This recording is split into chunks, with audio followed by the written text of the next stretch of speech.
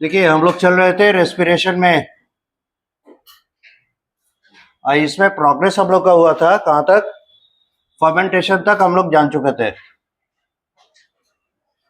जिन लोगों का क्लास छूटा है वो प्रीवियस वीडियोस देखेंगे, वो चीज क्लैरिफाई हो जाएगा। फिर आपको जहाँ पे डाउट होगा वो पूछ के क्लैरिफाई कर लेना। फर्मेंटेशन के पीछे रीजन क्या था, कौन बताएंगे? क्यों फर्मेंटेशन जरूरी था?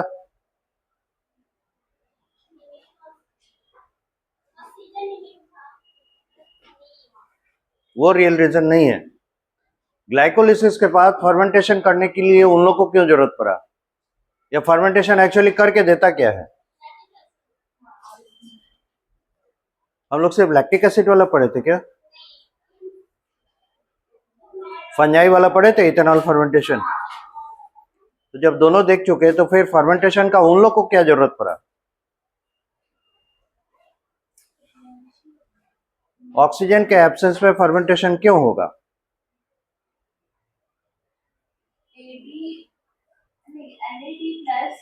हाँ बिल्कुल बिल्कुल।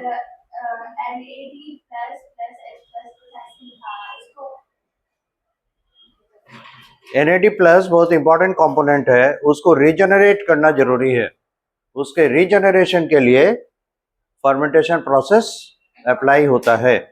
क्योंकि उनमें माइटोकॉन्ड्रिया नहीं है इसलिए वो TCA साइकिल और ETS फॉलो अप नहीं कर पाते। ठीक है, तो fermentation required to regenerate NAD plus from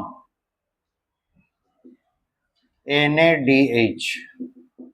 NADH से NAD प्लस को रीजनरेट करने के लिए इस प्रोसेस का जरूरत पड़ता था। ठीक है, फर्मेंटेशन। और ये होगा किसमें? इन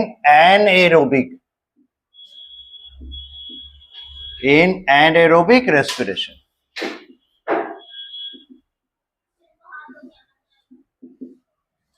अब देखिए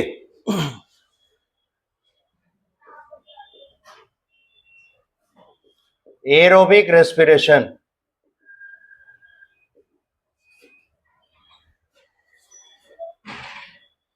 स्टेप्स, या स्टेप से पहले इसके बारे में थोड़ा इंट्रोडक्शन। पहला चीज, एरोबिक रेस्पिरेशन ऐसे ऑर्गेनिजम्स में होगा जो कि ऑक्सीजन यूज करने लायक हैं।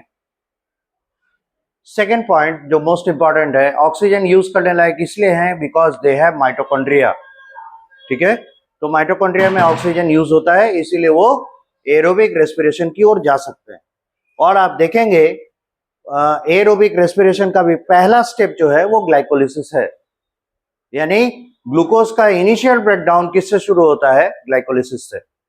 और ग्लाइकोलिसिस का एंड प्रोडक्ट आप लोग को याद होगा पायरुविक एसिड है, और 2 ATP प्रोड्यूस होता था, और पायरुविक एसिड 2 मॉलिक्यूल बनता था। ठीक है, तो उसी तरीके से यहाँ पे भी एरोबिक रेस्पिरेशन, इसका लोकेशन क्या हो जाएगा? पहले एनाएरोबिक रेस्पिरेशन का लोकेशन क्या था? ओवरऑल साइटोप्लाज्म, वो कहीं से बाहर नहीं जाता था वहां, भले यूकैरियोटिक हो, लेकिन पूरा का पूरा प्रोसेस वो साइटोप्लाज्म में ही कंप्लीट करता। इसमें प्रोसेस अकम्प्लिशमेंट के लिए इसको जाना होगा, लोकेशन है साइटोप्लाज्म एंड माइटोकॉन्ड्रिया।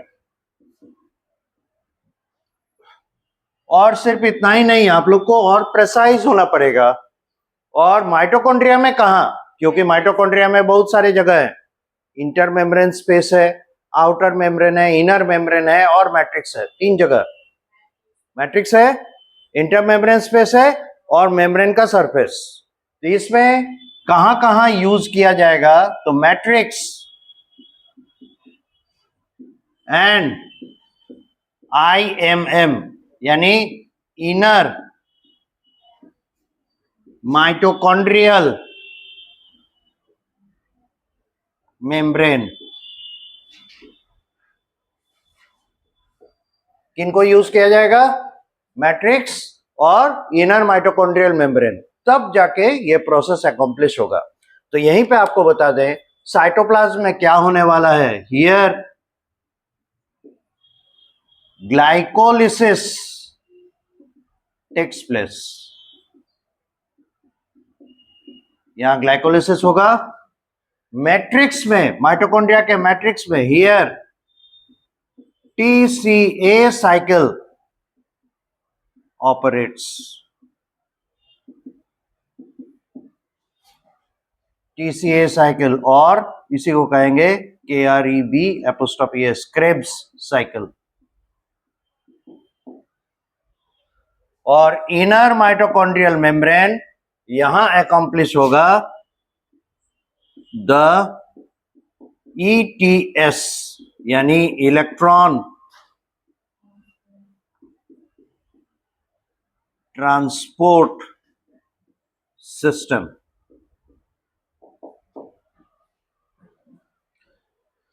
ETS का परिचय हम लोग को एक बार और मिल चुका है। कहां पे? क्लोरोप्लास्ट, याद है? उसमें भी इलेक्ट्रॉन ट्रांसपोर्ट सिस्टम था। पिगमेंट सिस्टम 1, पिगमेंट सिस्टम 2, याद आ रहा है? और ETS में जब इलेक्ट्रॉन्स वाटर के ब्रेकडाउन के बाद एंटर करते थे तब जाके ATP का सिंथेसिस हो पाता था। इसलिए देखिएगा जो साइक्लिक फोटोफॉस्फोराइलेशन है और नॉन साइक्लिक फोटोफॉस्फोराइलेशन है, दोनों में अंतर कहां आता था? नॉन साइक्लिक वाले में ATP भी बनता था और NADPH+H+ या NADPH2 ये भी बनते थे नॉन साइक्लिक वाले, जिसे हम लोग Z स्कीम कहते, जिसमें पिगमेंट सिस्टम 2 और 1 दोनों इन्वॉल्व होता। और साइक्लिक वाले में ये केवल और केवल फोटोफॉस्फोराइलेशन करता था, यानी लाइट के प्रेजेंस में इसमें केवल क्या सिंथेसिस होता था? ATP। लेकिन NADH+H+ यानी NADPH+H+ फॉर्मेशन नहीं होता था, क्योंकि FNR एब्सेंट होता था, ferredoxin dependent NADPH reductase enzyme, वो एब्सेंट होता था, इसलिए उस पे NADPH2 नहीं बनता था। तो उसमें वो प्रोसेस किसके थ्रू हुआ? इलेक्ट्रॉन ट्रांसपोर्ट सिस्टम के कारण। और उसमें दिखाई भी थे, देखिए प्राइमरी इलेक्ट्रॉन एक्सेप्टर, उसका क्या नाम है। उसके बाद उधर था पिगमेंट सिस्टम 1 का, पिगमेंट सिस्टम 2 का, दोनों का अपना अपना प्राइमरी इलेक्ट्रॉन एक्सेप्टर था। उसके बाद किस में आता था? Cytochrome B6F complex. रिवीजन नहीं किए हैं लगता है आप लोग, 3 दिन 4 दिन का छुट्टी मिला, ऐसे ही चला गया। तो उसी तरह से इसमें भी इलेक्ट्रॉन ट्रांसपोर्ट सिस्टम के प्रोटीन्स होंगे और इनका सिचुएशन होगा कहां पे? ये माइटोकॉन्ड्रिया के इनर मेम्ब्रेन पे प्रेजेंट होंगे। याद रखने वाली बात है, यहां तक नोट कीजिए, उसके बाद आगे बढ़ेंगे। दिस इज द स्कीम, ठीक है? ये लोकेशन हो गया, और लोकेशन में क्या क्या एक्शन हो रहा है ये स्कीम है इसका, बात नहीं। यहां नोट कीजिए पहले, अब आगे बढ़े। यहां देखिए लोकेशन ट्रेस करने के बाद हम लोग का अगला कदम क्या होगा? स्टेप्स। और देखिए steps is one of the steps is glycolysis, and this is the first step. Then it comes to TCA cycle, this is the second step, ठीक है? Then it comes to electron transport system, this is the third step. तो आप अलग से करके लिखेंगे steps. Step number 1 glycolysis लिखा हुआ है, step number 2 TCA cycle, and step number 3 electron transport system. हो गया, सो सिंपल। अब मिटा दें इसको, इसका काम हम लोग का पूरा हो गया।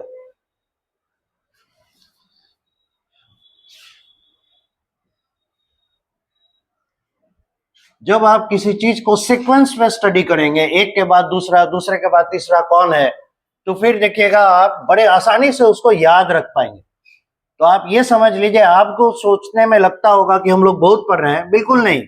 ये जो है बायोलॉजी का बेसिक्स है, ABCD, और इसके आगे की पढ़ाई जहां पे भी आप करेंगे वो इन्हीं के बेसिस पे होगा। तो वहां इन चीजों को समझाया नहीं जाएगा, बल्कि इन्हीं के बेसिस पे आगे की बात की जाती है।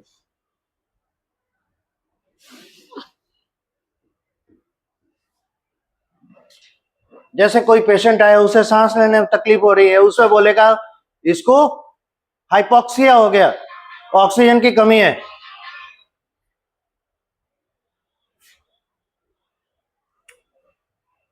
अब देखिए,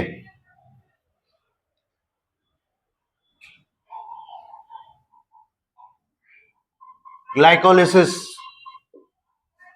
और इस ग्लाइकोलिसिस के वही स्टेप्स हैं, वही मैकेनिज्म है जो कि हम लोग प्रोकैरियोटिक सेल में देखे हैं, जिसके बारे में शॉर्ट में 10 स्टेप प्रोसेस,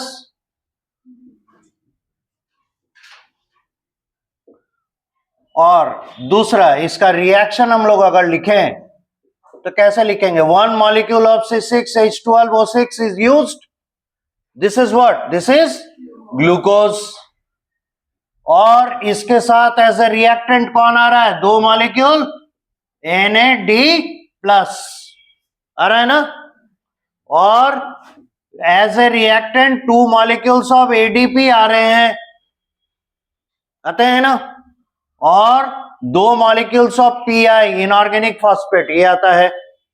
अब आउटपुट देखिए, 2 मॉलिक्यूल्स ऑफ पायरुविक एसिड ये बनता है, उसके बाद 2 मॉलिक्यूल ऑफ NADH2 बनता है, यानी NADH plus H plus ion के फॉर्म में, इसी को कंबाइंडली NADH2 कहा जा रहा है। याद रखिएगा, रेस्पिरेशन में NADH2 बनता है, फोटोसिंथेसिस में NADPH2 बनता है, किसी को यहां पे डाउट नहीं होना चाहिए। फॉस्फेट जो है वो लगा हुआ मिलेगा रेस्पिरेशन के दौरान, फोटोसिंथेसिस के दौरान, और रेस्पिरेशन में बिना फॉस्फेट का निकोटिनामाइड एडेनिन डाइन्यूक्लियोटाइड रहेगा, जो कि इसका फुल फॉर्म है, लिखवा भी चुके हैं। इसके अलावा और क्या बनेगा? 2 मॉलिक्यूल्स ऑफ ATP बनेंगे, ठीक है। अब देखिए, तो हम लोग को यहां पे कार्बन अकाउंटिंग करना है। ये 6 कार्बन का कंपाउंड है एक मॉलिक्यूल, और ये 3 कार्बन का कंपाउंड है 2 molecule. Total number of carbon is 6 at both sides. याद रखिएगा, यहां कोई भी कार्बन डाइऑक्साइड एमिशन नहीं हो रहा है, ठीक है। This is the outcome of glycolysis. तो हम लोग यहां लेकर क्या आ रहे हैं? As a product pyruvic acid, NADH2 and 2 ATP, and this is the gain, net gain। यह है net gain of glycolysis। This is net gain of glycolysis. This was about the step number 1, glycolysis. Now we have to come to TCA cycle. Site of operation कहां है? Site of operation है in the matrix of mitochondria. तो इससे पहले कि mitochondria का utilisation हम लोग देखें, जैसे फोटोसिंथेसिस में हम लोग क्लोरोप्लास्ट के, है ना, अल्ट्रा स्ट्रक्चर को देखे थे, उसी तरह से माइटोकॉन्ड्रिया के अल्ट्रा स्ट्रक्चर को देखने की कोशिश करें। 1 मोमेंट, तब तक नोट डाउन की।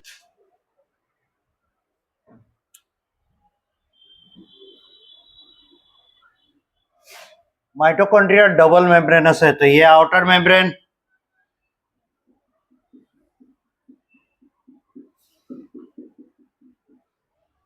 क्लोरोप्लास्ट भी डबल मेम्ब्रेनस स्ट्रक्चर है, लेकिन क्लोरोप्लास्ट के इनर मेम्ब्रेन और माइटोकॉन्ड्रिया के इनर मेम्ब्रेन में अंतर है। इसका इनर मेम्ब्रेन जगह जगह पे अंदर की तरफ इन्वेजिनेटेड रहता है, यानी मुड़ा हुआ रहता है मल्टीपल लोकेशंस पे। तो ये है इसका आउटर मेम्ब्रेन, ये है पेरी मेम्ब्रेनस स्पेस या इंटर मेम्ब्रेनस स्पेस, और इंटर जैसे आप कहें, ये है इनर मेम्ब्रेन।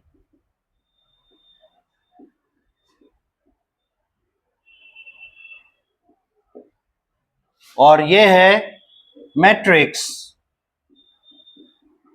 ये कहलाता है the space inside inner membrane.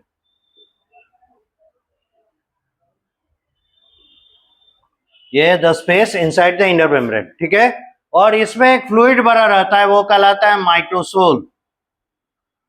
ये हो गया फ्लूइड और मैट्रिक्स। जैसे वहां स्ट्रोमा था, यहां माइटोसोल कहलाता है। अब देख रहे हैं जगह जगह पे ये फोल्ड्स हैं।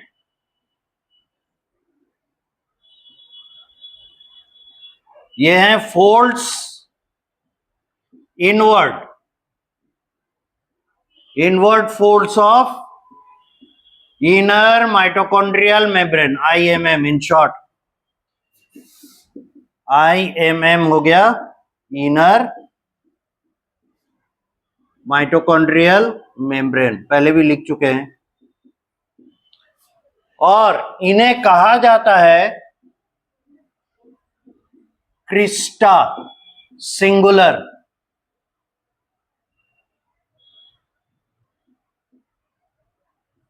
और क्रिस्टी क्या हो जाएगा, सभी को हम लोग क्रिस्टी कहेंगे, मल्टीपल हैं तो क्रिस्टी कहते हैं प्लूरल को, तो क्रिस्टा।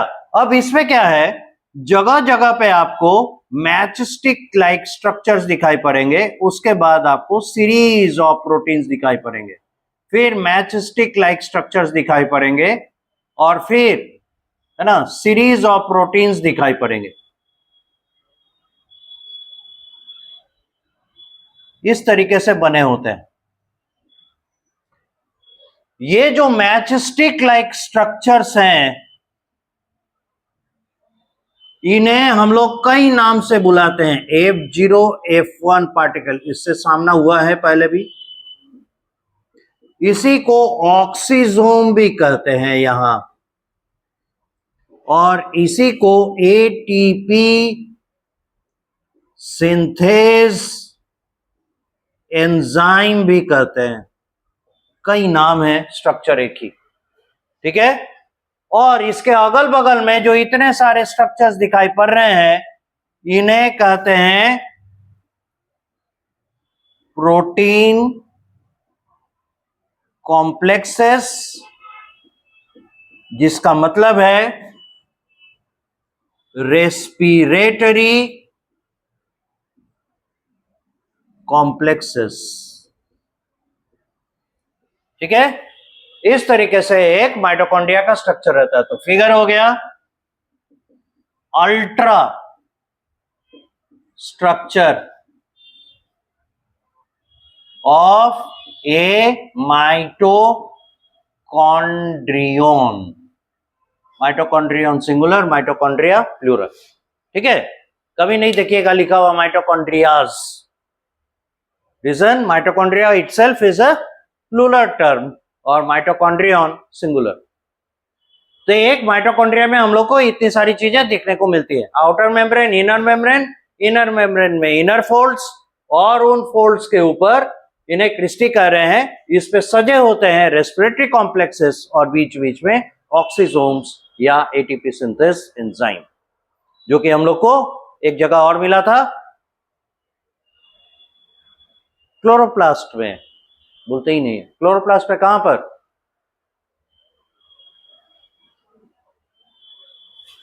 दो ही जगह है ना, हाँ किताब पलट लीजिए, याददाश्त तो है नहीं। स्ट्रोमा में मिलेगा यहां थाइलाकॉइड मेम्ब्रेन, उतारिए,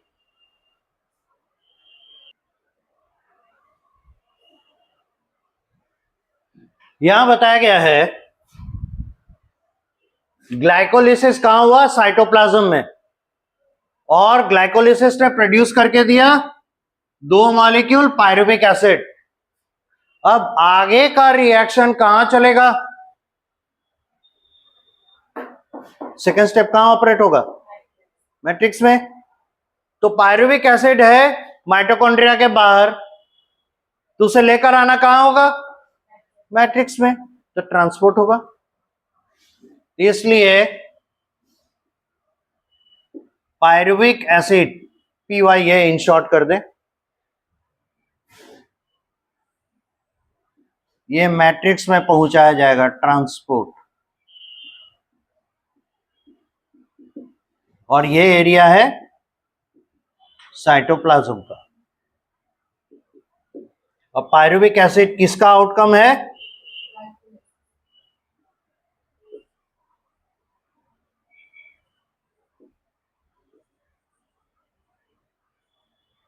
ग्लाइकोलिसिस। साइटोप्लाज्म में ग्लूकोज से ग्लाइकोलिसिस हुआ, पायरुविक एसिड बना, पायरुविक एसिड को ट्रांसपोर्ट करके कहां पहुंचाया गया? मैट्रिक्स में। ठीक है, दिस इज द कॉन्सेप्ट। ये फर्स्ट स्टेप है TCA साइकिल के शुरुआत का। ठीक है, इसको आप पॉइंट आउट कर लीजिए, उसके बाद इसको साफ करना पड़ेगा बोर्ड, फिर आगे बढ़ेंगे।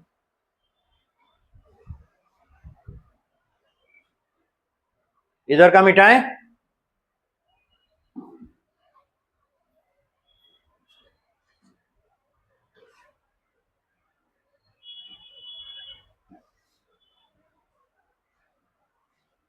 यहां तक में किसी को कोई दिक्कत? बेझिझक पूछिएगा, लेकिन एक बार कह दीजिएगा हाँ समझ में आ गया, उसके बाद लेकिन कंफ्यूजन का स्कोप नहीं रहना चाहिए।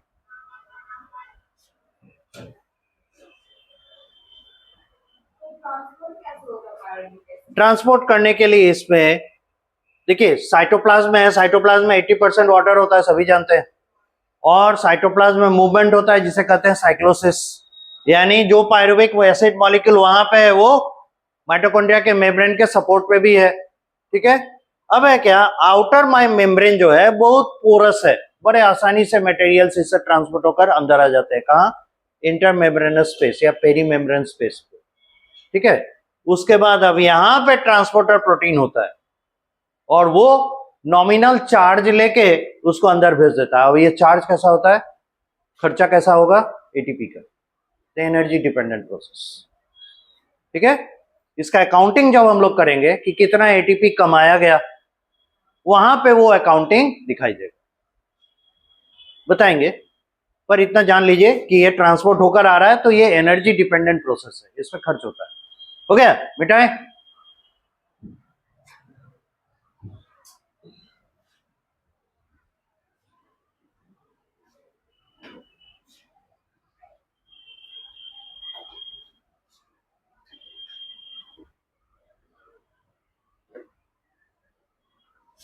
एक स्टूडेंट था, BN कॉलेज बायोटेक्नोलॉजी में अप्लाई किया था, उससे वहाँ रिटर्न फॉलोड बाय इंटरव्यू होता है, तब जाके BSc बायोटेक्नोलॉजी में एडमिशन मिलता है, और वहाँ से निकलने के बाद स्टूडेंट्स बहुत ही अच्छा करियर ऑप्ट आउट करते हैं, बहुत प्रोग्रेस होता है उनका। तो वहाँ इंटरव्यू में ये क्वेश्चन पूछा था, ग्लाइकोलिसिस बताओ, बता दिया लड़का। उसके बाद बोला कि अच्छा एक बात बताइए, इसमें पायरुविक एसिड, ये अकाउंटिंग में था कि आप कहते हैं कि TCA साइकिल और ETS मिलाकर और ग्लाइकोलिसिस मिला के 36 मॉलिक्यूल्स ऑफ ATP बनते हैं, जबकि देखा जाता है इन actual practice 38 molecules of ATP बनते हैं। 2 ATP कहाँ गया? बहुत सोचा, उसको अचानक से याद है, अरे वो ट्रांसपोर्टेशन में तो खर्च होता है ATP, तब वो बोला, और उसी क्वेश्चन के आंसर पे उसका सिलेक्शन हो गया। Good one. अब देखिए TCA साइकिल, इसकी शुरुआत कैसे होगी? पायरुविक एसिड को कहां पहुंचाया गया? मैट्रिक्स।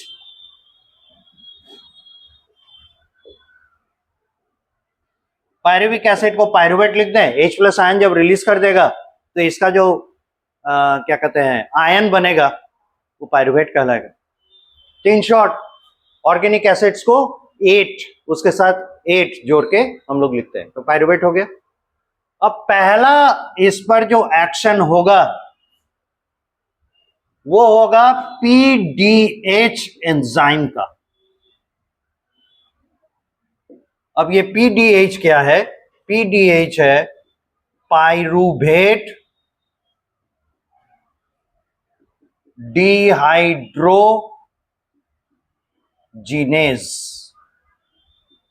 एंजाइम। PDH है pyruvate dehydrogenase enzyme. PDH enzyme के मदद से क्या होगा, पायरुविक एसिड जो है या पायरुवेट है, ये एसिटाइल कोएंजाइम ए में बदल जाएगा।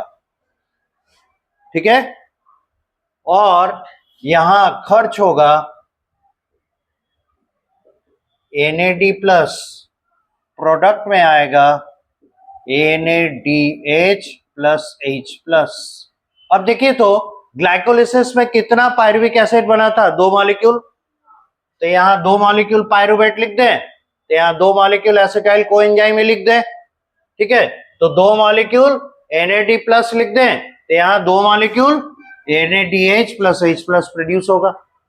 ठीक है, इसके अलावा इसमें देख रहे हैं कोएंजाइम ए,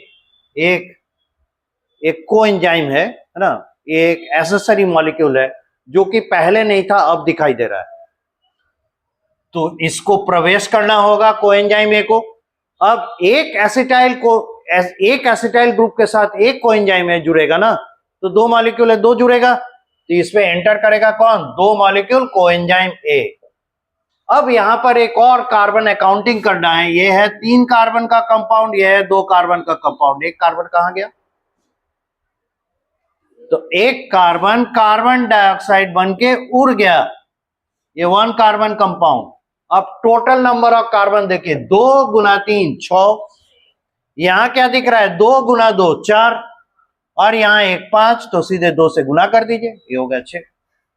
इस तरीके से ये pyruvate dehydrogenase complex NAD plus use करके, कोएंजाइम ए यूज करके, है ना, 2 मॉलिक्यूल NADH2 प्रोड्यूस करके, और जो 2 मॉलिक्यूल एसिटाइल कोएंजाइम ए बनाता है, ये 2 मॉलिक्यूल कार्बन डाइऑक्साइड एमिट करता है।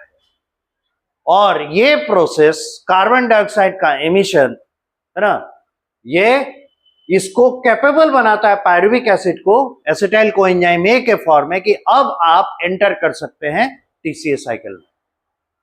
ठीक है, तो ये अब TCA साइकिल में एंटर करने लायक बना, पर इसको एक और खर्चा दिखाना पड़ा। ऐसे ही NAD प्लस का बहुत कमी था, एक और NAD प्लस खर्च हो गया। और इसका टारगेट क्या है, किसी भी तरीके से NAD प्लस को रीजनरेट कर ले, जिसके लिए एनारोबिक प्रोसेस में फर्मेंटेशन होता था। यहां तो माइटोकॉन्ड्रिया खर्चा करा रहा है। चलिए आगे देखते हैं। अब आएगा TCA साइकिल, तो क्या होगा, ये जो एसिटाइल कोएंजाइम ए है, ये पहले से प्री फॉर्म्ड मॉलिक्यूल, पहले से बना हुआ मॉलिक्यूल, वो है OAA, और OAA है ऑक्सैलो एसिटिक एसिड या ऑक्सैलो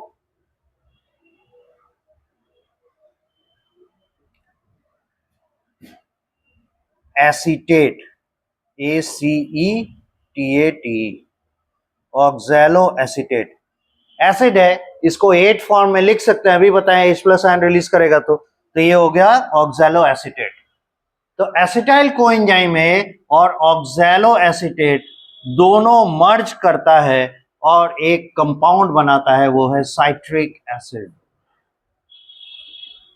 कार्बन अकाउंटिंग करते चले, ये है 2 कार्बन का कंपाउंड और ये है 4 कार्बन का कंपाउंड। ठीक है, ये 2 कार्बन का कंपाउंड, ये 4 कार्बन का कंपाउंड, दोनों मिल गया साइट्रिक एसिड बना, ये है 6 कार्बन का कंपाउंड।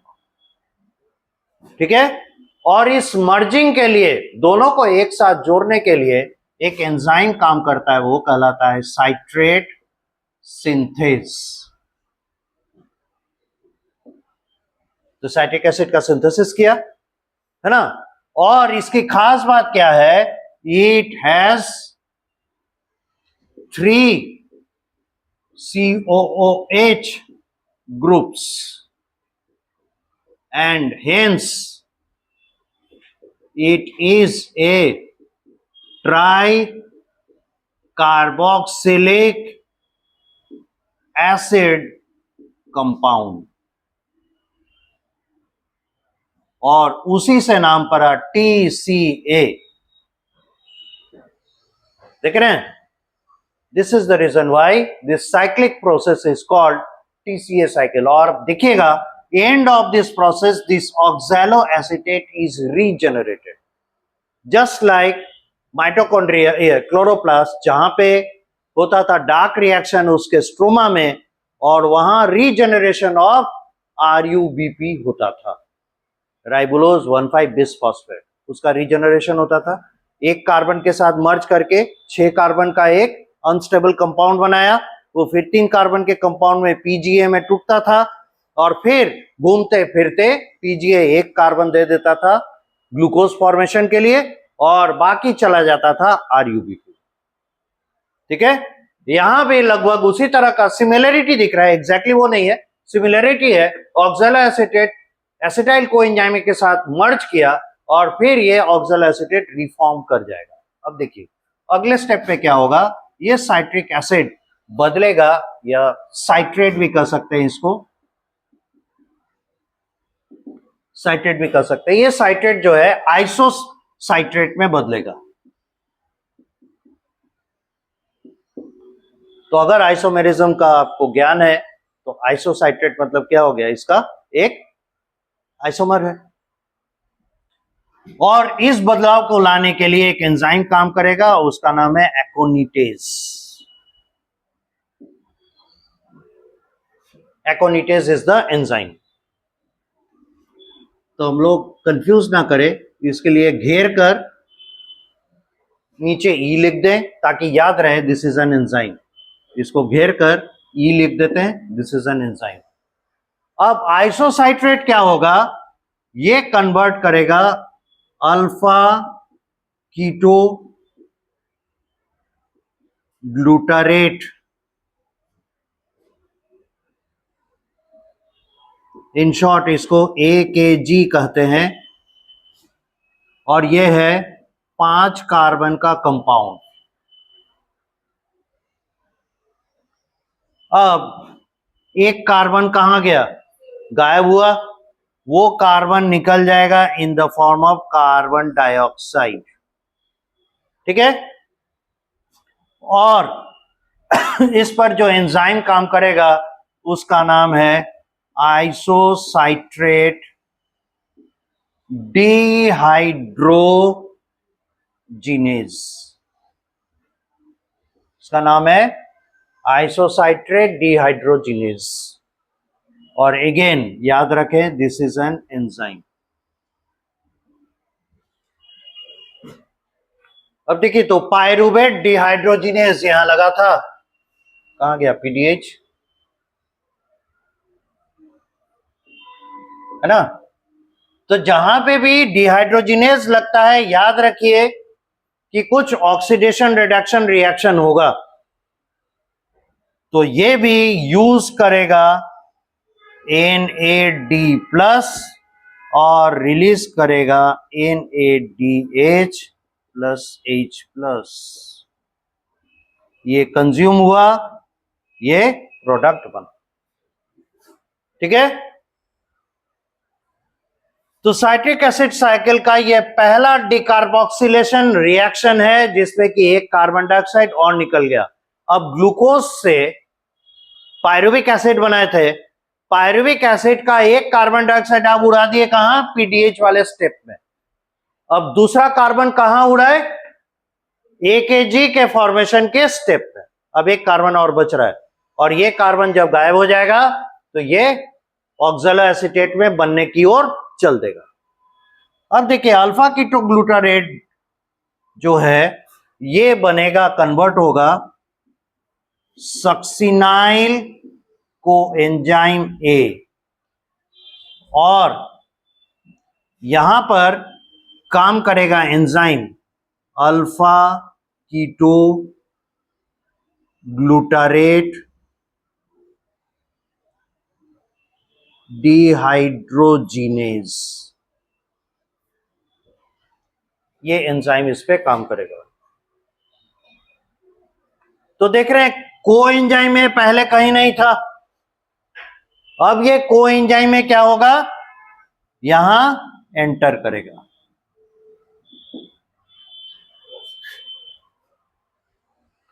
और एक चीज यहां देखिए, एसिटाइल कोएंजाइम में लेकर आए थे ना, पर साइट्रिक एसिड में कहीं कोएंजाइम में दिख रहा है?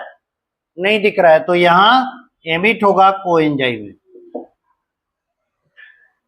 कोएंजाइम में निकला, वही कोएंजाइम में यहां क्या होगा, फिर एंटर कर गया और सक्सिनाइल कोएंजाइम में बना दिया।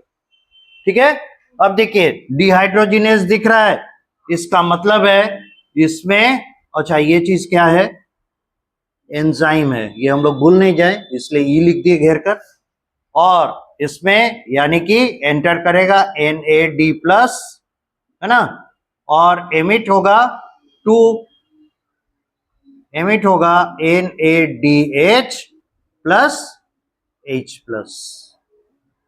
ये निकलेगा। और कार्बन अकाउंटिंग देखिए, ये 5 कार्बन का और ये है 4 कार्बन का, फिर एक कार्बन का डेफिशिएंसी, अब वो कहां गया, तो कार्बन डाइऑक्साइड बन के निकल जाएगा। अब आगे की सारी तैयारी जो चलेगी वो सक्सिनाइल कोएंजाइम को ऑक्सैलो एसीटेट में कन्वर्ट करने की, because this is also 4 carbon and this was 4 carbon compound already. अब यहां क्या होगा, सक्सिनाइल कोएंजाइम में बनेगा सक्सिनिक एसिड यानी सक्सिनेट में।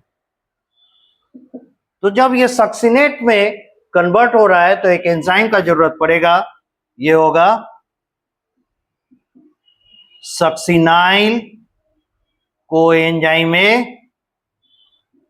सिंथेस। ठीक है, दिस इज एन एंजाइम,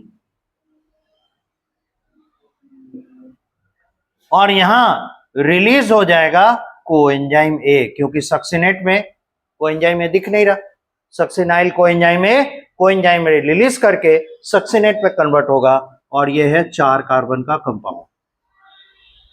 ठीक है, अब सक्सिनेट पर एक एंजाइम एक्शन करेगा, यह है सक्सिनेट डिहाइड्रोजिनेज, यह है सक्सिनेट डिहाइड्रोजिनेज, और यह भी एक एंजाइम है। अब फिर देखिए, जहां पे भी डिहाइड्रोजिनेज आ रहा है ऑक्सीडेशन रिडक्शन हो रहा है, कैसे समझे, देखिए तो NAD+ और प्रोडक्ट क्या बन रहा है, NADH, एडिशन ऑफ हाइड्रोजन हुआ, addition of hydrogen is reduction, so that is why it is getting reduced. तो अगर कोई रिड्यूस हो रहा है तो कोई ऑक्सीडाइज हो रहा होगा, तो इसको हाइड्रोजन देने वाला कौन होगा, यही आइसोसाइट्रेट, जिसने इसको हाइड्रोजन दिया तो ये ऑक्सीडाइज हुआ अल्फा कीटोग्लूटारेट में, लेकिन साथ में क्या हुआ, एक कार्बन डाइऑक्साइड निकल गया। ये ऑक्सीडेटिव डिकार्बोक्सिलेशन रिएक्शन कहलाता है, बुक में कहीं मेंशन किया होगा। तो ऑक्सीडेशन हुआ और कार्बन डाइऑक्साइड का एमिशन, डिकार्बोक्सिलेशन, समझ गए, इसीलिए इस प्रोसेस को क्या कहेंगे, ऑक्सीडेटिव डिकार्बोक्सिलेशन। यहां पे भी देखिए NAD+, इसके पास तो हाइड्रोजन है नहीं, प्रोडक्ट में क्या दिया, NADH, यानी ये रिड्यूस हुआ, तो कोई तो ऑक्सीडाइज हुआ होगा, दिस इज द वन, ये अल्फा कीटोग्लूटारेट ऑक्सीडाइज होकर सक्सिनाइल कोएंजाइम ही दे रहा है, लेकिन फिर वही बात, 5 कार्बन 4 कार्बन, एक तो निकल गया, again there is oxidative decarboxylation, oxidation reduction हुआ और एक कार्बन डाइऑक्साइड इससे निकल गया। अब सक्सिनाइल कोएंजाइम से सक्सिनेट बना, इसमें कोई भी ऑक्सीडेशन रिडक्शन रिएक्शन नहीं हुआ, क्योंकि एंजाइम वैसा है ही नहीं। अब फिर से डिहाइड्रोजिनेज एंजाइम दिख रहा है, अब की बार क्या होगा, इसमें एंटर करेगा FAD, ठीक है, और यहां रिलीज होगा FADH2। अब ये कौन नया है, तो FAD, NAD+ का हम लोग जानते हैं फुल फॉर्म, FAD है फैडीन, एडिनिन डाइन्यूक्लियोटाइड, ठीक है, FAD है फैडीन एडिनिन डाइन्यूक्लियोटाइड, ये फुल फॉर्म है। तो शॉर्ट में हम लोग लिखते हैं FAD। ये FAD एंटर करेगा और देखिए इसके पास तो हाइड्रोजन है नहीं, तो इसने क्या किया, हाइड्रोजन एक्वायर किया, ये सक्सिनेट से हाइड्रोजन एक्वायर करेगा और ये बनाएगा fumarate.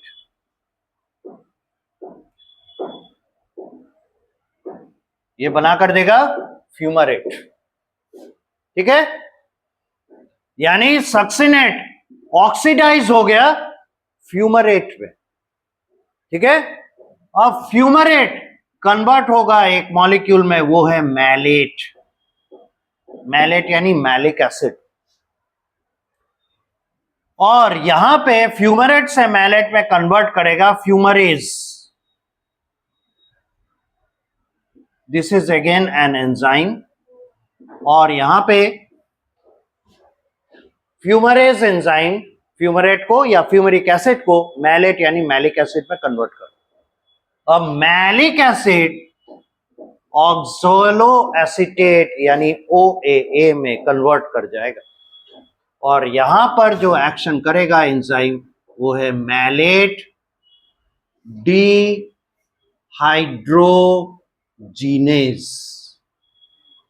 Again this is an enzyme. और मैलेट 4 कार्बन का, फ्यूमरेट 4 कार्बन का, सक्सिनेट ऑलरेडी 4 कार्बन।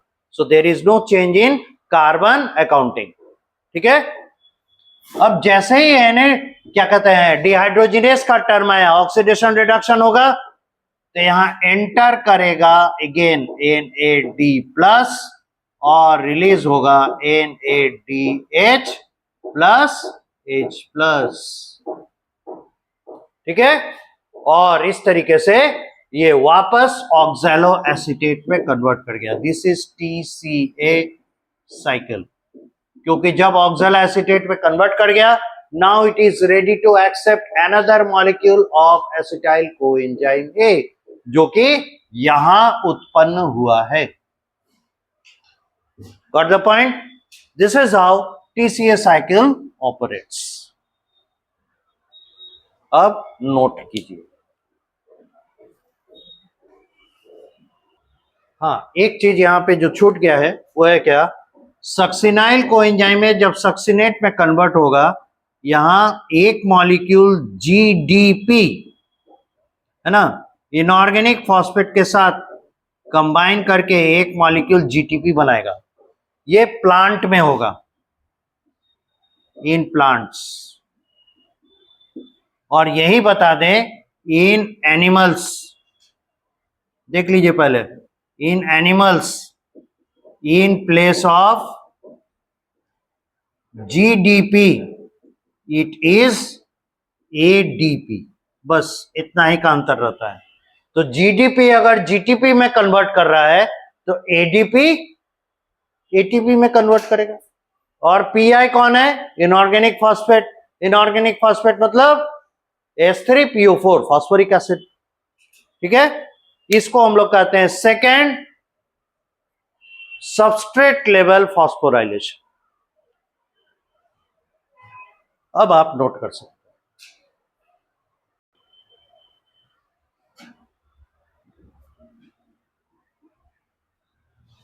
पहला स्टेप था एरोबिक रेस्पिरेशन का ग्लाइकोलिसिस। ग्लाइकोलिसिस के बाद दूसरे स्टेप में आया, ये हो गया TCA साइकिल। अब आइए तीसरे स्टेप में, यह है इलेक्ट्रॉन ट्रांसपोर्ट सिस्टम। अब इलेक्ट्रॉन ट्रांसपोर्ट सिस्टम का लोकेशन ऑफ ऑपरेशन क्या है, कौन, माइटोकॉन्ड्रिया। माइटोकॉन्ड्रिया कहां पे, इनर माइटोकॉन्ड्रियल मेम्ब्रेन, ठीक है।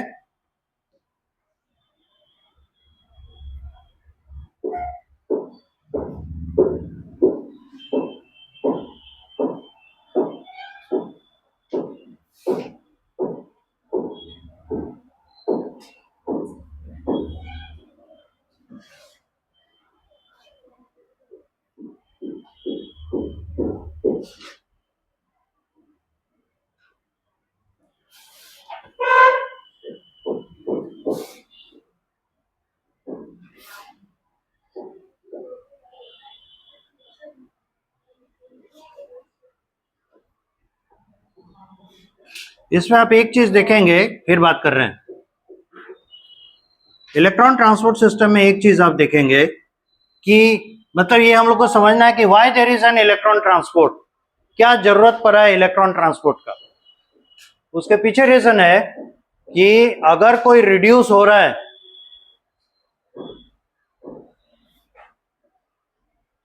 अगर कोई रिड्यूस हो रहा है, क्यों रिड्यूस हो रहा है?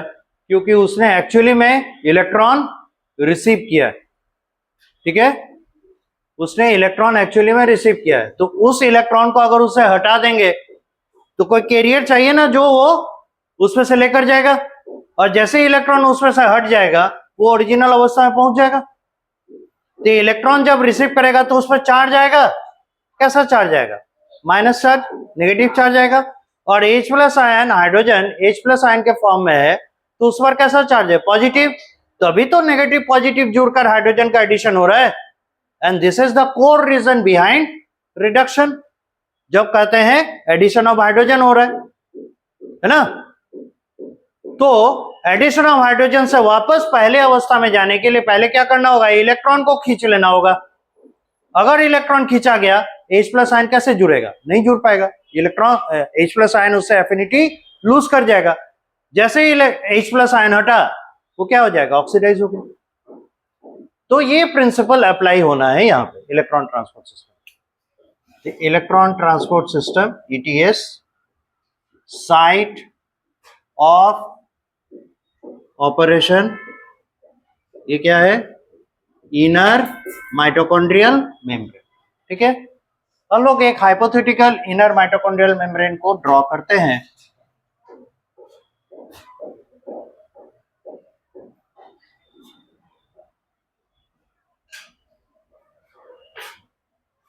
और याद कीजिए इनर माइटोकॉन्ड्रियल मेम्ब्रेन में हम लोग क्या किए थे? एक लाइन से बहुत सारे कॉम्प्लेक्सेस को दिखाए थे, है ना, और बीच में एक मैच स्टिक लाइक स्ट्रक्चर डाले थे। अब इसको हम लोग एक्चुअल प्रैक्टिस में देखते हैं ये रहते कैसे।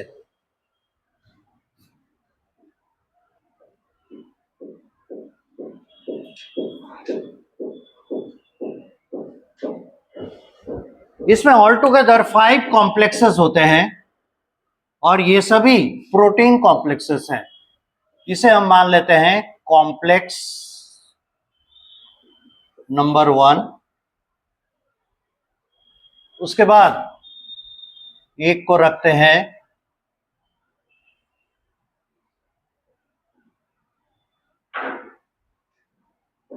Complex number 3।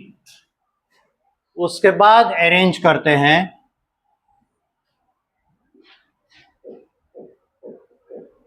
Complex number 2। अब लाते हैं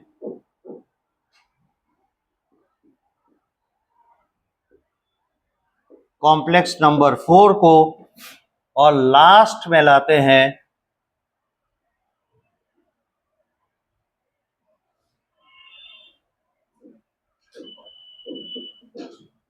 कॉम्प्लेक्स नंबर 5 को। ये है मैट्रिक्स और इस तरफ है साइटोप्लाज्म, ठीक है। पहले ये नक्शा ड्रॉ कीजिए।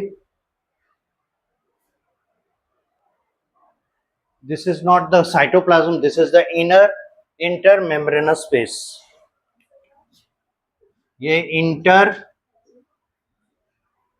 मेम्ब्रेन स्पेस है क्योंकि साइटोप्लाज्म इसके बाहर है। इंटर मेम्ब्रेन स्पेस, उसके बाद आएगा आउटर मेम्ब्रेन, आउटर मेम्ब्रेन के बाद है साइटोप्लाज्म। यहां तक कीजिए।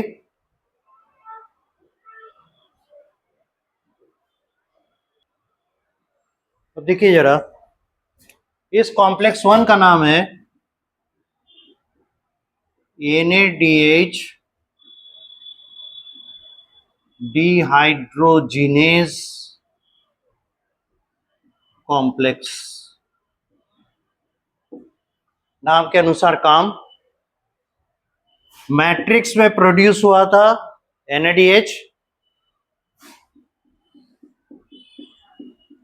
NADH प्लस H प्लस इसके पास आएगा और ये कन्वर्ट होगा NAD+ में। अब इससे जो इलेक्ट्रॉन रिलीज हुआ वो H+ आयन रिलीज हुआ वो ये टेकअप करेगा कौन? यूबिक्विनोन, UQ। ठीक है, ये एक मोबाइल इलेक्ट्रॉन कैरियर है, तो इस पे H+ आयन और इलेक्ट्रॉन दोनों जाएंगे और यूबिक्विनोन पहले क्या करेगा? माइनस चार्ज एक्वायर करेगा और उसके बाद ये बनेगा यूबिक्विनोन बनेगा UQ-, उसके बाद बन जाएगा यूबिक्विनोन हाइड्रोजन के साथ अब देखिए NADH+ H+ बन के निकल रहा है, यानी यहां से 2 हाइड्रोजन निकला, तो ये क्या हो जाएगा? 2 इलेक्ट्रॉन लेगा, 2 माइनस चार्ज, तो ये इसलिए क्या होगा? यूबिक्विनोन H2 बन जाएगा। NADH डिहाइड्रोजनेस कॉम्प्लेक्स इस कॉम्प्लेक्स 1 का नाम है। यहां तक क्लियर हुआ? अब इसका काम क्या है? NADH+ H+ को NAD+ में बदलना, ऑक्सीडाइज करेगा सिंपली। अब एक NAD मॉलिक्यूल पे 2 हाइड्रोजन सवार था, तभी तो NADH2 NADH2 कर रहे थे।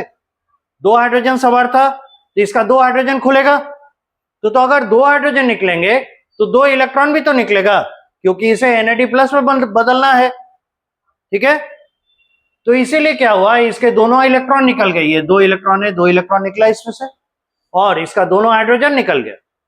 ठीक है, ये 2 हाइड्रोजन और 2 इलेक्ट्रॉन चलेंगे यूबिक्विनोन की सवारी कर। UQ है यूबिक्विनोन, और ये इनर मेम्ब्रेन जो है उस इनर मेम्ब्रेन के अंदर पाया जाता है, और inner membrane lipid rich molecule है, इसलिए उसमें क्या होता है? ये ट्रेवल कर सकता है। ये टहलते टहलते इसके पास आया और इस पर पहले लोड करेगा कौन? इलेक्ट्रॉन लोड होगा, इसलिए इस पर क्या चार्ज आएगा? माइनस चार्ज, है ना? ये जो है 2 माइनस चार्ज। अब यहां 2H+ है, इस पे 2 माइनस चार्ज, ये UQH2 हो जाएगा और न्यूट्रलाइज हो गया। यहां बात समझ में आ गई? तो ये ऑक्सीडाइज हुआ, ये रिड्यूस हो गया। ठीक है, ये है काम इसका NADH डिहाइड्रोजनेस कॉम्प्लेक्स यानी कॉम्प्लेक्स 1 का। इसको नोट कीजिए, NADH डिहाइड्रोजनेस ये कॉम्प्लेक्स 1 है, कॉम्प्लेक्स 1 का नाम है। ठीक है, इसका काम क्या है? NADH+ H+ को ऑक्सीडाइज करना। तो ऑक्सीडाइज करना होगा तो कैसे करेगा? अभी बताया, इलेक्ट्रॉन खींचना होगा, और इलेक्ट्रॉन अगर हट गया तो हाइड्रोजन एडिशन हुआ था ना, अपने आप हाइड्रोजन निकल जाएगा। तो इसने इलेक्ट्रॉन किस पे लोड कर दिया? यूबिक्विनोन को। इस कॉम्प्लेक्स ने यूबिक्विनोन को इलेक्ट्रॉन ट्रांसफर किया, तो क्या हो गया? Minus charge. अब इसमें 2 हाइड्रोजन आए हैं ना जुड़ने के लिए, तो 2 इलेक्ट्रॉन इस पर रहा होगा, इसीलिए 2 इलेक्ट्रॉन इससे ट्रांसफर किया, तो लेने के बाद ये क्या बन गया? UQ-2। अब 2 हाइड्रोजन इससे रिलीज हुआ, वो इससे जुड़ गया, UQH2।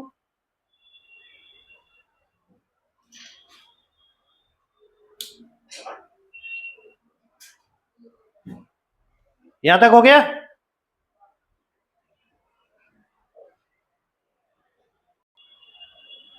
अब देखिए आगे की कहानी इस कॉम्प्लेक्स 3 के साथ। ये है, sorry not the complex 3, complex 2। ये है FADH2 या FADH डिहाइड्रोजिनेज, और ये भी कैसा है? NADH डिहाइड्रोजिनेज की तरह। और आप देखे होंगे एक जगह पे FADH2 बना है, किस जगह पे? सक्सिनेट से फ्यूमरेट बनते समय, है ना? तो वही FADH2 इसके पास आएगा और FAD में कन्वर्ट होकर चला जाएगा। खुश हो गया, ये ऑक्सीडाइज हो गया। लेकिन इस ऑक्सीडेशन को करने के लिए इसको मेहनत करना पड़ेगा, और इसमें जो रिलीज होंगे 2 इलेक्ट्रॉन, और इससे जो रिलीज होगा 2 H+ आयन, वो कौन उठा कर ले जाएगा?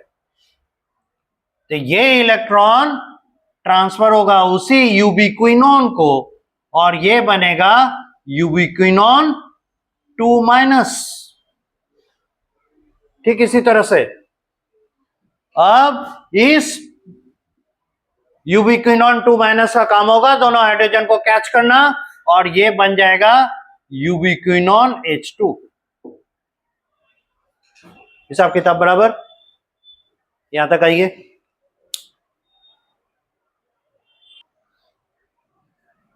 अब यहां दोनों तरफ से यहां भी UqH2 यूबिक्विनोन रिड्यूस्ड और यहां भी UqH2 यूबिक्विनोन रिड्यूस्ड बन गया।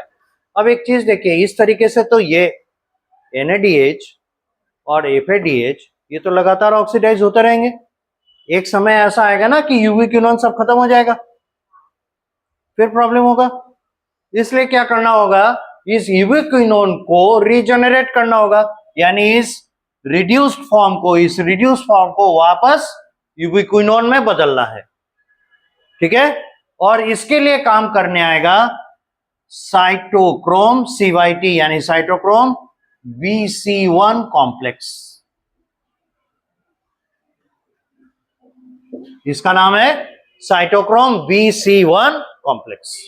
और ये क्लोरोप्लास्ट वाले में पढ़ते थे साइटोक्रोम B6F और ये BC1। ठीक है, ये क्या करने वाला है, एक मॉलिक्यूल को पकड़ेगा, वो है साइटोक्रोम। ठीक है, और ये साइटोक्रोम इस इनर मेम्ब्रेन के उस तरफ रहता है जो इंटर मेम्ब्रेन स्पेस को फेस करता है। यहां तक क्लियर हुआ? इस मेम्ब्रेन का दो सतह है ना, एक सतह मैट्रिक्स को फेस कर रहा है, ये कौन सा जगह है, मैट्रिक्स, और इसके बाहर कौन है, इंटर मेम्ब्रेन स्पेस। तो ये यूबिक्विनोन वगैरह जो है, ये यूबिक्विनोन इसमें तैर रहा है पूरे मेम्ब्रेन में। आपको तो मेम्ब्रेन 2 डायमेंशनल दिख रहा है ना, लंबाई चौड़ाई, मोटाई कहां देख पा रहे हैं। ये इतना मोटा अगर हो गया तो इतना जगह है ना, तैर सकता है, इधर से उधर जा सकता है, तो वो सिस्टम है। यूबिक्विनोन क्या हुआ, अभी रिड्यूस हो गया और इस मेम्ब्रेन का ये मोटाई है इसका, इस मेम्ब्रेन के इस सतह पे जो कि इंटर मेम्ब्रेन स्पेस को फेस कर रहा है, यहां पर है साइटोक्रोम। ठीक है, ये क्या करने वाला है, इस यूबिक्विनोन में से,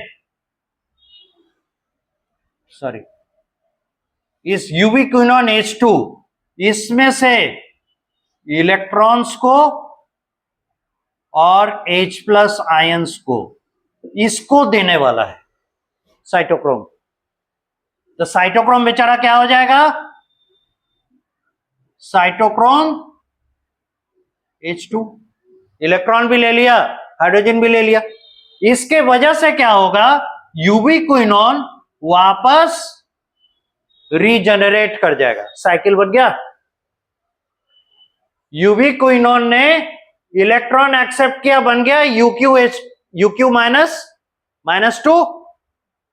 अब हाइड्रोजन ले लिया UQH2, अब इसका इलेक्ट्रॉन और H+ आयन ले लिया गया, इसने इसको बदल दिया, तो ये वापस आ गया UQ, फ्री UQ बन गया। क्लियर है यहां तक? कौन काम किया, BC1 complex, cytochrome BC1 complex. बदले में क्या हुआ, साइटोक्रोम H2 बन गया। तो ये क्यों इससे बाहर जाएगा, यहां पे भी तो साइटोक्रोम होंगे,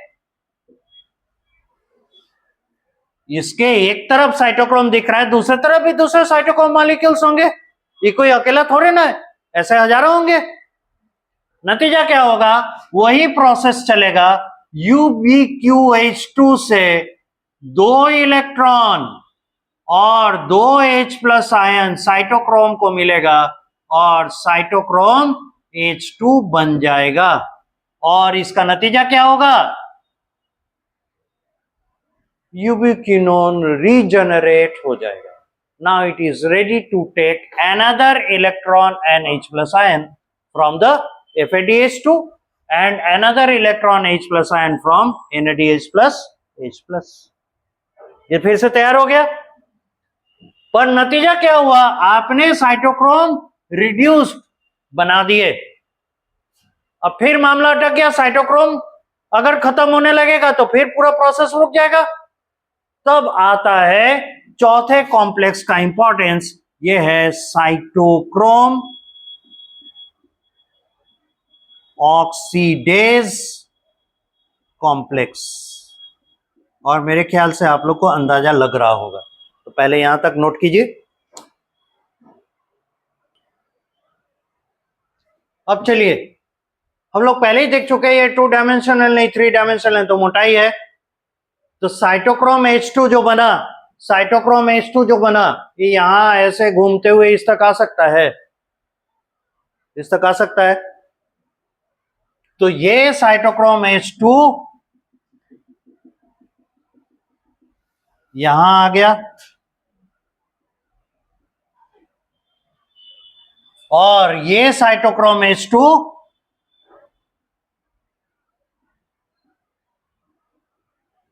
यहां आ गया घूमते हुए।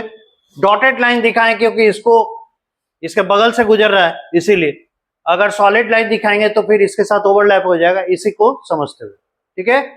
अब देखिए ये क्या करने वाला है, इसके हाइड्रोजन को ये जो है इसके हाइड्रोजन को इधर भेजने वाला है, और H+ आयन यहां जमा हो रहा है। कहां जमा हो रहा है, इंटरमेम्ब्रेन स्पेस, ठीक है। ये हाइड्रोजन को कहां जमा कर रहा है, इंटरमेम्ब्रेन स्पेस पे। और क्या कर रहा है, इलेक्ट्रॉन रिलीज करा रहा है। इस इलेक्ट्रॉन को H+ आयन को अलग किया, इसमें से इलेक्ट्रॉन रिलीज कराया। भाई देखिए, तो 2 हाइड्रोजन लेकर आया था, तो 2 हाइड्रोजन यहां रिलीज हुआ, 2 इलेक्ट्रॉन लेकर आया था, 2 इलेक्ट्रॉन रिलीज हुआ। अब इसके इस सतह पे ऑक्सीजन को, हाफ मॉलिक्यूल ऑफ ऑक्सीजन को ये इलेक्ट्रॉन नसीब होंगे, और ये बन जाएगा ऑक्साइड आयन। क्या निकला यहां पे नतीजा, साइटोक्रोम H2 में से 2 हाइड्रोजन निकल के चला गया इंटरमेम्ब्रेन स्पेस, और इसका दोनों इलेक्ट्रॉन ऑक्सीजन को डिलीवर कर दिया गया, ऑक्सीजन बन गया ऑक्साइड, ठीक है। हाफ मॉलिक्यूल ऑक्सीजन लेके चले तो एक ऑक्सीजन का ऑक्साइड बना। अब इसका नतीजा क्या हुआ, साइटोक्रोम H2 वापस क्या बन गया, साइटोक्रोम। इससे भी क्या होगा, साइटोक्रोम बन जाएगा, और इससे भी वही प्रोसेसेस चलेंगे, वही प्रोसेसेस चलेंगे। नतीजा क्या होगा, इसको 2 से गुना कर दीजिए, इसको 2 से गुना कर दीजिए। इसका हाइड्रोजन ऑक्सीजन, सॉरी, इसका हाइड्रोजन और इलेक्ट्रॉन इसने लिया, इसका हाइड्रोजन और इलेक्ट्रॉन इसने लिया। नतीजा क्या हुआ, पूरा का पूरा मॉलिक्यूल ऑक्सीजन का 2 ऑक्साइड बना लिया। और यहां क्या होंगे, 2 हाइड्रोजन रिलीज हो जाएंगे, और ये क्या हो जाएगा, 2 इलेक्ट्रॉन गुना 2 इलेक्ट्रॉन हो जाएगा। अकाउंटिंग समझ में आ गया पूरा, यहां तक कोई डाउट तो यही देख लीजिए, फिर से समझिए। यूबिक्विनोन से, है ना, साइटोक्रोम जो बना था, ये साइटोक्रोम रिड्यूस्ड यहां पर आया। इस साइटोक्रोम रिड्यूस का हाइड्रोजन और इलेक्ट्रॉन, एक साइटोक्रोम का हाइड्रोजन इलेक्ट्रॉन रिलीज करा लिया गया, और किसको भेजा गया, ऑक्सीजन। तो दूसरा वाला साइटोक्रोम, इसका भी तो हाइड्रोजन इलेक्ट्रॉन रिलीज होगा, वो कौन ले जाएगा, ऑक्सीजन।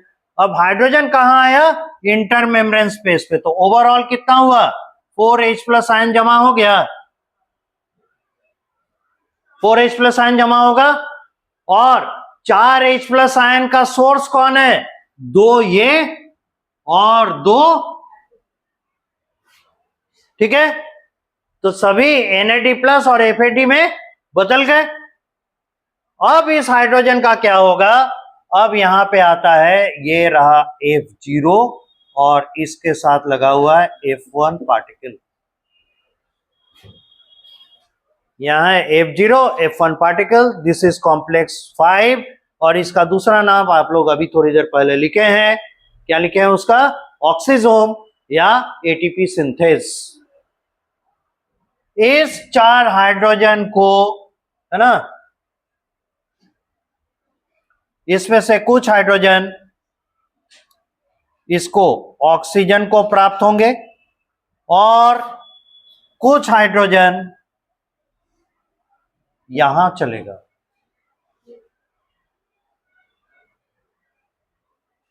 एक मिनट, ये इंटरमेम्ब्रेन स्पेस पे चला गया ना, सॉरी।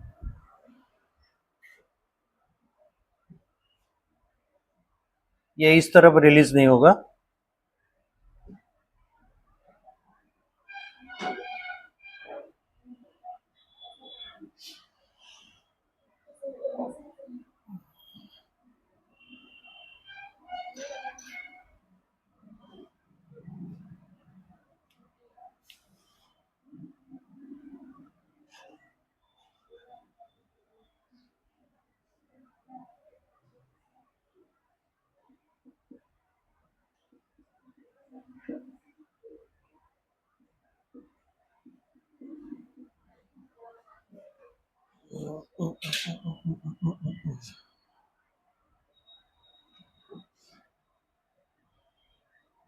ये जाएगा इधर, ये जाएगा इधर, H प्लस, और ऑक्सीजन यहां पे रहेगा, ठीक है। ये बनेगा ऑक्साइड 2 माइनस इंटू 2। अब हुआ, यहां देखिए एक चीज मिस्टेक हो गया था, ऑक्सीजन पर जो इलेक्ट्रॉन लोड किया जाएगा वो होगा मैट्रिक्स में, और H प्लस आयन जो रिलीज कराएगा ये, वो कराएगा इंटरमेम्ब्रेन स्पेस की तरफ, ठीक है। साइटोक्रोम ऑक्सीडेज एंजाइम जो है या कॉम्प्लेक्स जो है, वो साइटोक्रोम के साथ जो हाइड्रोजन आया और इलेक्ट्रॉन आया, उसमें से हाइड्रोजन को रिलीज करेगा किधर? इंटरमेम्ब्रेन स्पेस की तरफ, और इलेक्ट्रॉन को रिलीज करेगा किधर? यहां पर प्रेजेंट ऑक्सीजन को, जो कि मैट्रिक्स में प्रेजेंट है। तो यहां ऑक्साइड इंतजार कर रहा है, ठीक है। और हाइड्रोजन किधर है? हाइड्रोजन आ गया इंटरमेम्ब्रेन स्पेस पे। अब ये हाइड्रोजन, यहां टोटल 4 हाइड्रोजन हो गया, अब ये हाइड्रोजन यहां से चलेगा, ये हाइड्रोजन यहां से चलेगा और ये हाइड्रोजन यहां पर आएगा, ठीक है। और इस दौरान एनर्जी रिलीज होगा,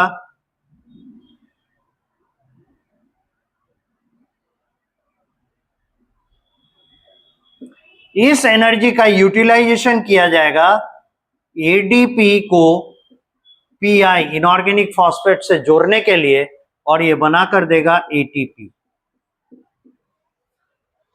और ये हाइड्रोजन अब चलेगा ऑक्सीजन के साथ कंबाइन करने और बनाएगा H2O।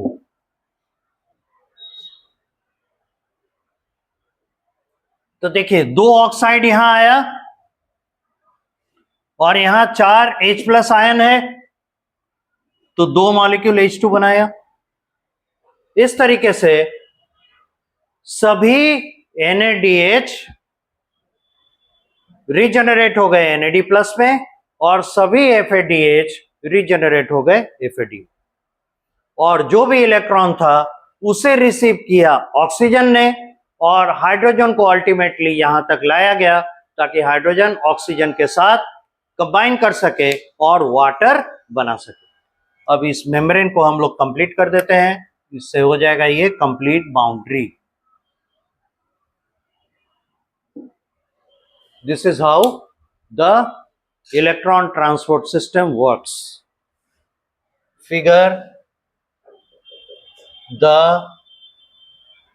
operation of electron transport system। यह है operation of electron transport system. इसको पूरा कीजिए।